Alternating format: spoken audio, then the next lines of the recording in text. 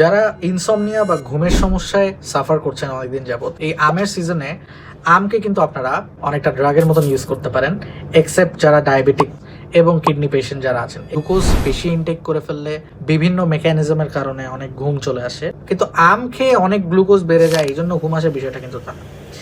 আমের মধ্যে থাকে অনেক পরিমাণে ট্রিপ্টোফ্যান, এবং এই ট্রিপ্টোফ্যান খাওয়ার ফলে ব্লাড থেকে যখন ব্লাড ব্রেইন ব্যারিয়ার ক্রস করে ব্রেইনে চলে যায়, সেখানে সেরোটোনিন নামে একটা নিউরো ট্রান্সমিটারে কনভার্টেড হয়। যেই সেরোটোনিন কিনা পাইনিয়াল গ্ল্যান্ড নামের একটি গ্ল্যান্ড আছে ব্রেইনের মাঝ বরাবর, সেখানে গিয়ে মেলাটোনিন হরমোন নামে একটি হরমোনে পরিণত হয়, যেই হরমোনটি ঘুমের জন্য রেসপন্সিবল। ইন্টারেস্টিং বিষয় হচ্ছে, ফার্মাকোলজিক্যাল দৃষ্টিকোণ থেকে আমের জাতের উপর নির্ভর করে কোন জাতের আম খেলে অ্যাকচুয়ালি এই ঘুমের ট্রিগারটা সবচেয়ে বেশি হতে পারে।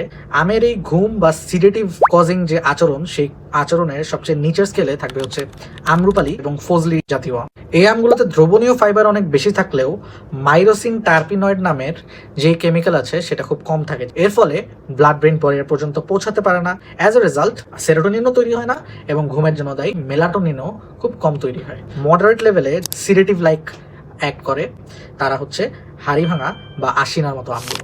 এগুলোতে ফাইটোকেমিক্যাল ট্রিপ্টোফ্যান এবং বিটা ক্যারোফিলিন নামক কেমিক্যালস মাঝারি মাত্রায় থাকে। বিটা ক্যারোফিলিন সরাসরি আমাদের যে পেরিফেরাল নার্ভাস সিস্টেম আছে তাকে শান্ত করে ফেলে, এবং যে ট্রিপ্টোফ্যান আছে মাঝারি মাত্রার, তা আমাদের ব্লাড ব্রেইন ব্যারিয়ারে গিয়ে আমাদের যে মেলাটোনিন প্রোডাকশন পাইনিয়াল গ্ল্যান্ড থেকে সেটাকে ট্রিগার করে। ফলে এটা আমাদেরকে ধীর গতিতে একটা রিল্যাক্স মোডে নিয়ে যায়, যেখানে আপনি জেগে থাকলেও ব্রেইনটা কিছুটা অলস অলস লাগে।